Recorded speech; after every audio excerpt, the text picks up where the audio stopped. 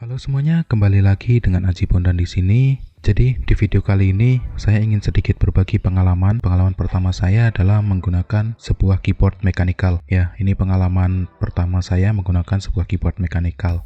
Keyboard yang saya gunakan di sini adalah keyboard dari Digital Alliance, yaitu DA Mecha Master G dengan Gateron Blue Suite. Pertama, mari kita mulai dulu dari unboxingnya. Di dalam box kita dapat buku manual, keycap spooler, satu buah switch cadangan,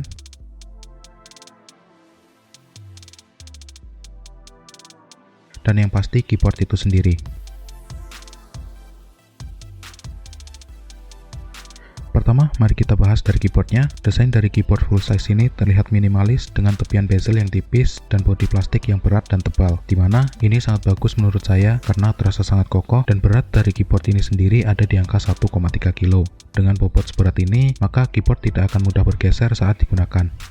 Keyboard ini memiliki backlit RGB yang bisa diatur melalui keyboardnya langsung maupun melalui softwarenya yang dapat didownload melalui website.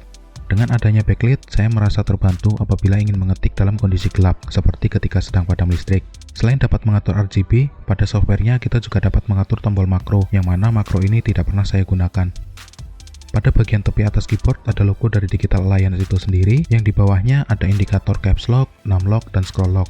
Pada bagian bawah keyboard terdapat kaki stand untuk mengatur ketinggian keyboard. Selain itu, pada bagian bawah ini juga terdapat lubang untuk rute kabel agar lebih mudah dalam memanage kabel.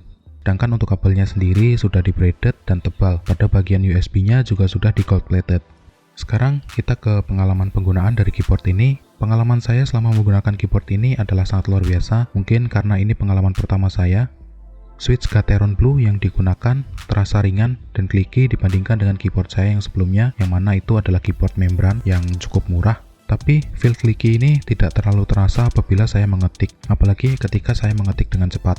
Pada penggunaan gaming sendiri, saya tidak menemukan adanya kendala ketika saya mencoba untuk bermain PUBG. Untuk game yang saya mainkan sendiri, sebenarnya saya sangat jarang memainkan game yang menggunakan sebuah keyboard. Saya lebih sering menggunakan controller dibandingkan dengan keyboard, karena memang game-game yang saya mainkan memang lebih didesain untuk bermain menggunakan controller. Memang ada beberapa game yang saya mainkan menggunakan mouse dan keyboard, tetapi game tersebut lebih sering menggunakan mouse dibandingkan dengan menggunakan keyboard. Untuk suara klikinya memang terdengar lebih berisik sedikit apabila dibandingkan dengan keyboard saya yang lama. Ini adalah perbandingan suaranya.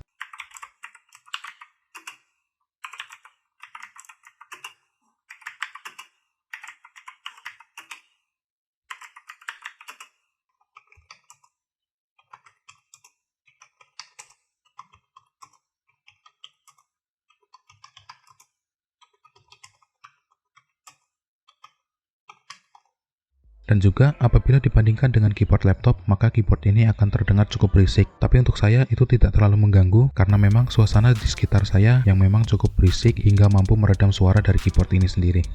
Mungkin untuk beberapa orang Blue Switch terdengar berisik karena suara klikinya, tapi untuk saya sendiri suara kliki itu memberikan feel yang sangat satisfy ketika saya mengetik. Tapi sangat disayangkan untuk suara yang keluar dari keyboard ini lebih banyak dari suara keycaps yang berhantaman dengan switchnya dibanding dengan suara khas Blue Switch itu sendiri.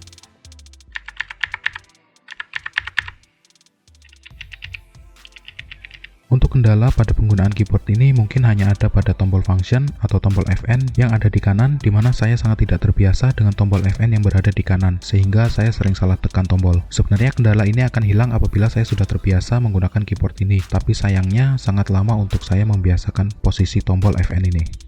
Nah, mungkin itu saja sedikit sharing tentang pengalaman pertama saya dalam menggunakan keyboard mechanical.